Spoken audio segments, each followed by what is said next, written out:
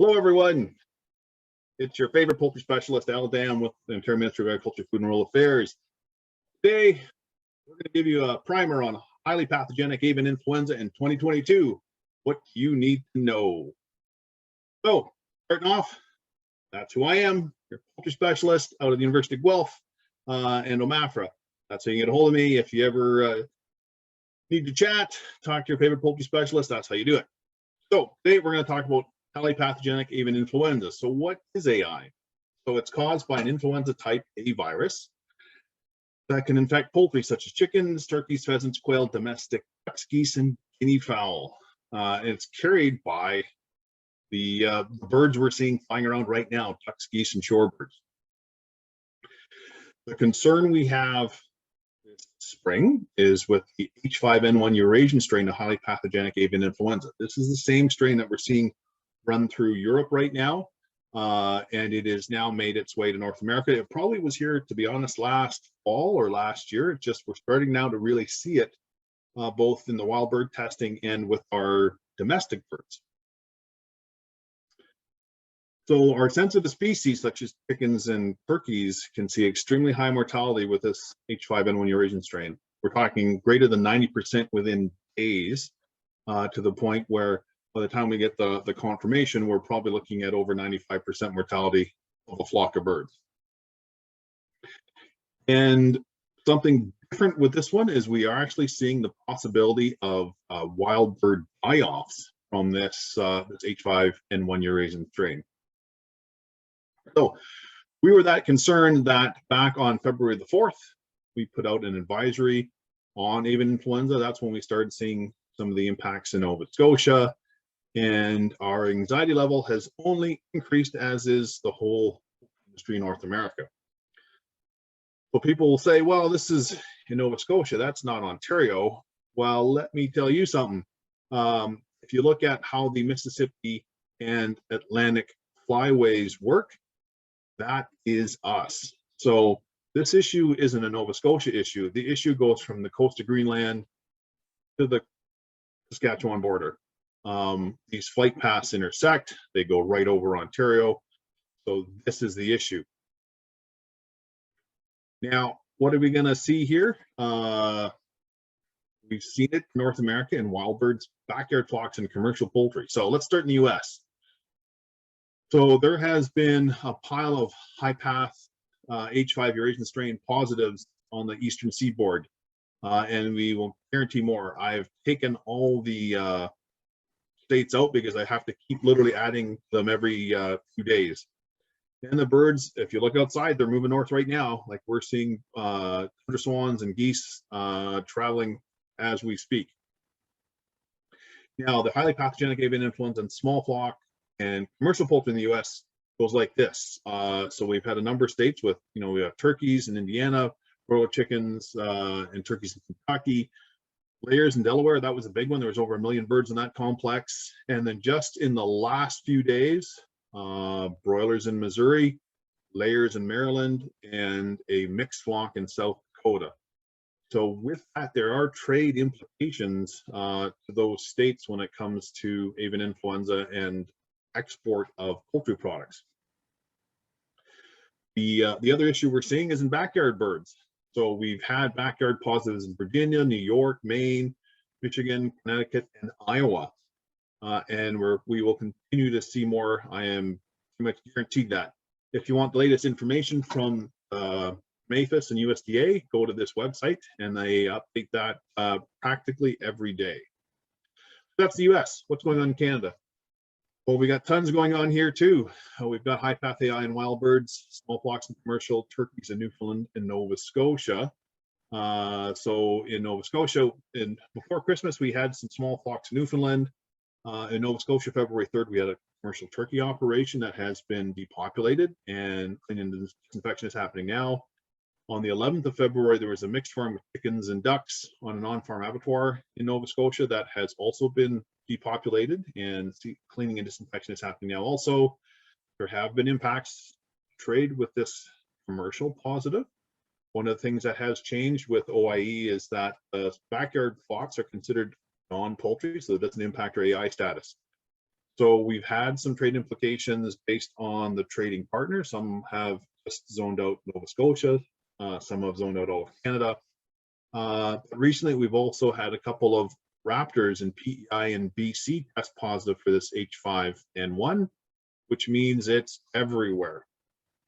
And raptors, of course, are a very sensitive species because they will target some of the sick or weak birds that potentially have AI, and that's how we find it in them. So for more information on the Canadian experience, you can look at the OMAFRA website or the Featherboard Command Center.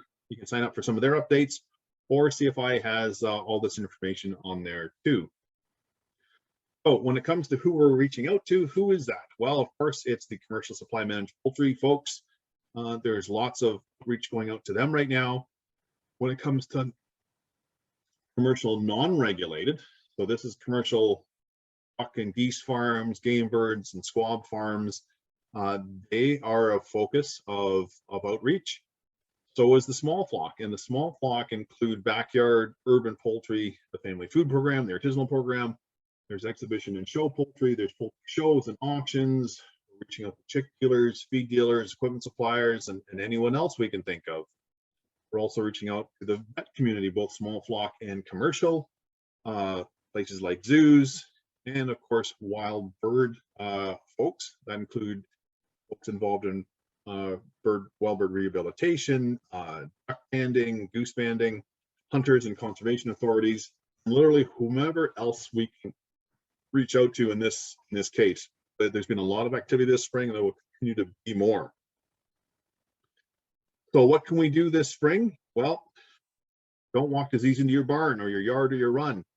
That is the big thing. We've got birds flying over, and it just takes a bit of bird manure on the bottom of your boot, bring into your birds, and then you have a positive flock.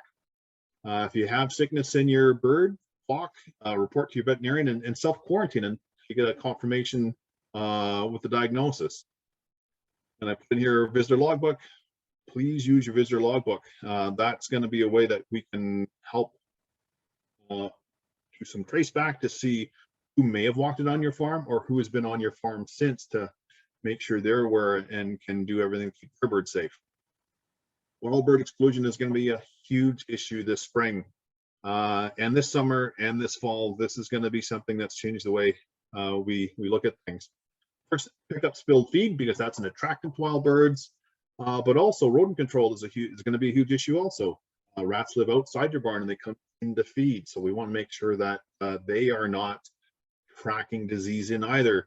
Unless you can get them to step through the boot path, I would say rodents are a concern. And of course, keep your birds inside until after spring migration, which is going to be end of February, which is, from now until mid-June. This is going to be really important for us to limit the exposure to some of these wild bird populations. And of course, clean. We want you to clean everything: your equipment, your boots, your anything that's used in poultry production. You want to make sure that is as clean as possible. You don't bring anything into your operation that hasn't been cleaned and disinfected.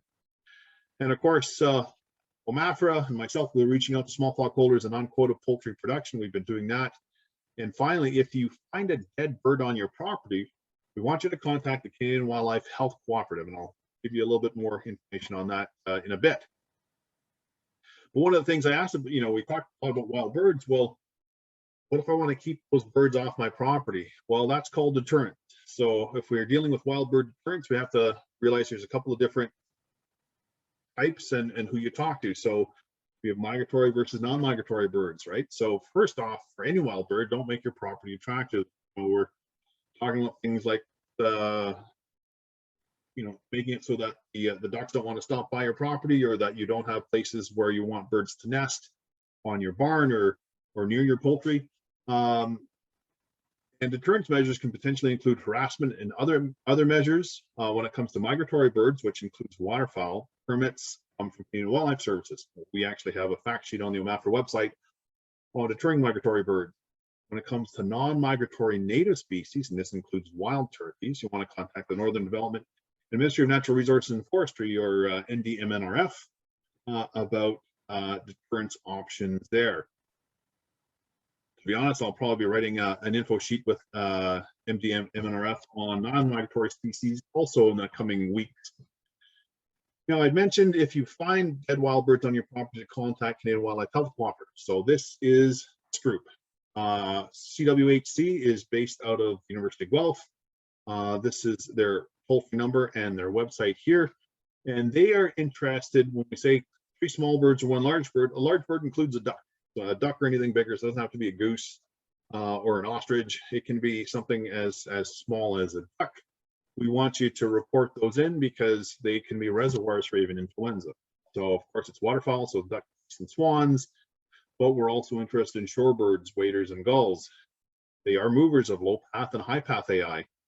And when we talked about, when I say conflicting information, we never used to see wild bird die-offs with high path AI. We are seeing that now. This is a very virulent strain, this H5N1 Eurasian strain.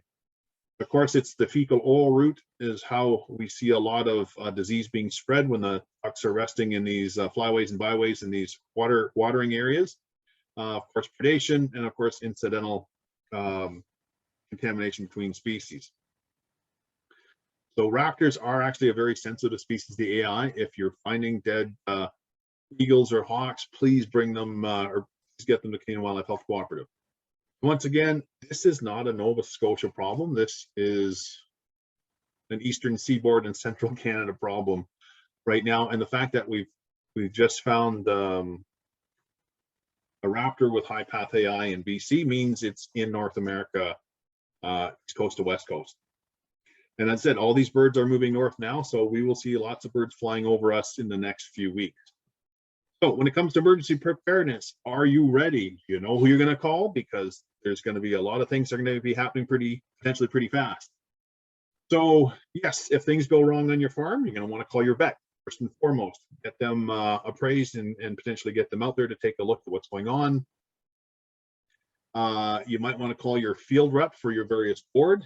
If you're part of CFO, they've got also this 877 SOS bird number. This is only for Chicken Farmers Ontario.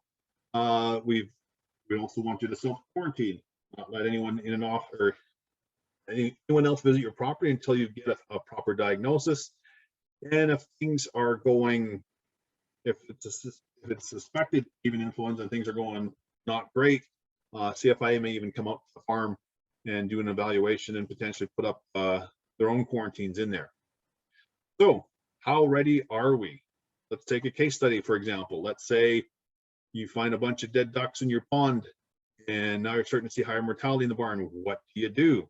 So going back to the previous slide, first thing would be to get your vet come out. We've had some concerns in the past, and some of the vets have talked about what happens if someone just brings a bird to the lab or to the animal health lab or to their veterinary clinic. Do you get the feed guy to bring some dead birds in? To be honest, we'd rather you get the vet there personally. If feed person is bringing dead birds to the vet and it's suspected AI, a feed rep has now got a contaminated vehicle. The vet clinic is now considered contaminated, so there's other protocols we'd like you to think about, but call your vet first and then get evaluation for that. As far as the dead ducks go, yes, you're going to want to call Canadian Wildlife Health Cooperative. They'll try and figure out how to get the birds from your pond to Guelph for testing. That's going to be an important part of the surveillance. And then once things start rolling, and if it's a negative, then we look for other reasons. If it is a positive, then that opens a whole different ball of wax, and let's hope we never get to that point in Ontario this spring. So the importance of emergency response planning is plan, prepare, practice, and continuing on with this. We talk about this a lot. I've beaten everyone over the head on biosecurity over the last 15 years and will continue to do so. But what you do, you are responsible for your farm and your own birds, but you also are responsible for everyone else around you too. So due diligence is a very important thing, and a bit of proactive measures can save a lot of grief later on. One of the things we talk about when it comes to an avian influenza potential outbreak is zoning. When we talk about 3 and 10K zones around the index farm. Just to give you a bit of thought-provoking what happens if I just, there's lots of mapping programs out there where you can drop a pin and draw a 10K circle. Not that Clinton is a hot zone, but we could just say if I dropped a pin around my farm, who is within 10K of my operation? And not think about as much about the fact if you're the index case, but what if this person here in the corner is an infected premise? They are now, you draw a 10K circle, your farm is in their circle and now you're impacted. So what happens on your farm impacts other folks, and what happens on other folks' farms can impact your farm. So that's something to think about. So Clinton is one example where we've got some fairly high density of poultry. We've also looked, a little bit, this is the Drayton area. Within 10K of Drayton, there's a pile of barns on every side road and concession. Once again, doesn't necessarily mean you're the infected premise, but what if someone just inside 10K of you gets positive and now you're in their zone? And finally, good old Smithville, in this zone here, I'm guessing in some of these high concentration areas, we could easily see 50 to 100 poultry barns in this zone. That's just the commercial operation, let alone the small flock or the non-regulated. So now that we've got you thinking about things, just to recap, what's the list of actions that you need to look at this spring? So review your biosecurity measures, sign up for the Feather Board Command Center updates, check the OMAFRA and CFIA websites. Here's a plug for the Ontario Animal Health Network and the Poultry Industry Council. These guys will have some great information and will be generating more information as the spring and summer and fall goes on. Report any dead wild birds to the Canadian Wildlife Health Cooperative. If you've got any health concerns for your flock, contact your vet. Don't get your buddy who's got birds to come over and take a look at your birds. Contact your vet first, contact your board, and then quarantine. There will be more information coming through, but as the spring goes, stay vigilant, stay safe, take care of your birds, and take care of the rest of the industry. I hope this helps, and I guess we'll keep our fingers crossed.